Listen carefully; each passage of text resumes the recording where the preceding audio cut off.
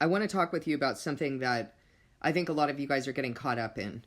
And that is this exaltation of people like Tucker Carlson, Candace Owens, Megyn Kelly, Carrie Prejean Bowler, and in particular, Carrie Prejean Bowler right now, because this is a hot topic. Here is a physically appealing woman, claims to be speaking so-called Christianity, right? Like, because Catholics claim to be Christian, claims to be speaking on the word. Tucker Carlson the same. Candace Owens the same. Megyn Kelly the same. Let's just take the example of Carrie Prejean Bowler for right now, because I'm getting really sick of these different people exalting her on their platforms and completely neglecting the fact that here is a person who is supposedly standing up for genocide. And by the way, like, there are people on their platforms like Wally Rashid, who I actually really respected at one time and have no respect for anymore, because he knows, I have told him, that the Catholic Church committed all of these atrocities. But see, like, the Catholic Church and spokespeople like Carrie Prejean Bowler for the Catholic Church are trying to deceive you into thinking that they're on the right side of history right now because they're calling out genocide in Israel.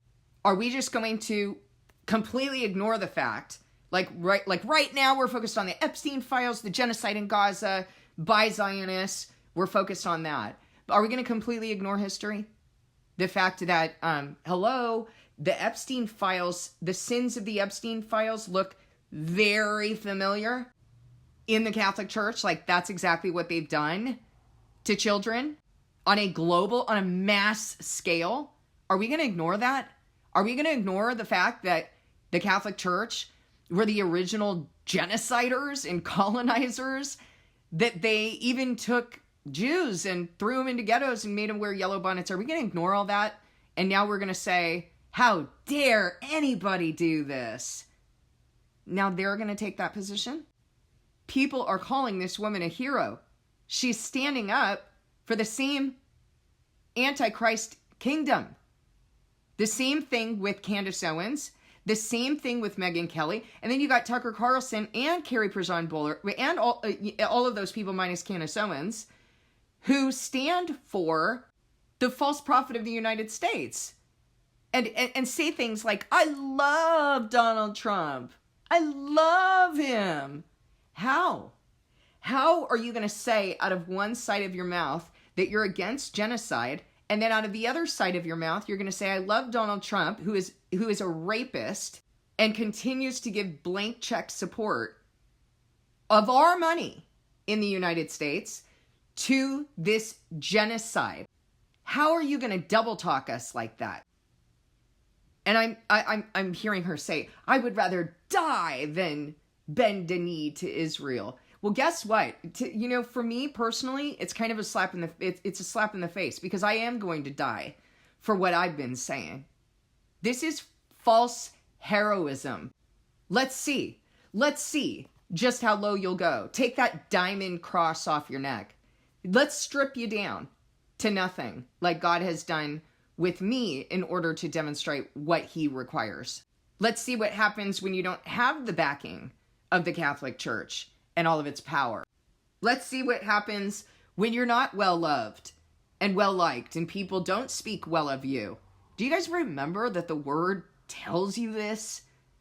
That you need to discern who you're listening to based on some things?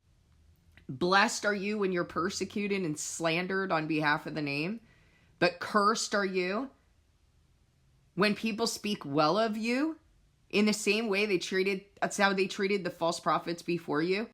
Why are you guys calling this woman a hero?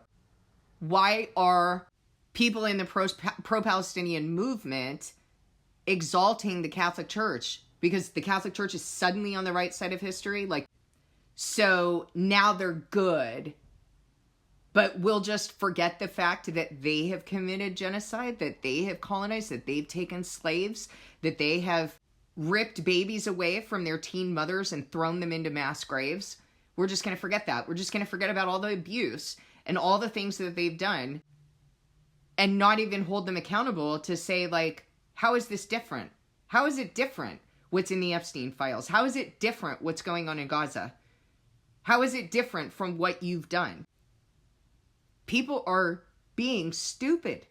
They're being stupid and carried away by the current state of things and completely neglecting the fact that this monster has not been repentant. And I, for one, am not going to be gaslit because some well-dressed pageant queen is in front of me saying, oh no, this is good. We're standing up for what's good. She doesn't even speak on the word. She doesn't even understand what's going on right now based on the word. Or she'd be brought out of that prostitute that has committed the same acts. Please don't be stupid along with them.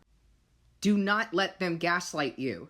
Stand in the truth. Stand for good, but stand in the truth. Don't align yourself. Don't give your testimony and what you're doing that's good. Don't start aligning yourself with these people and that kingdom, because they will take from you. You look at the strategy of the harlot Catholic Church and what they do.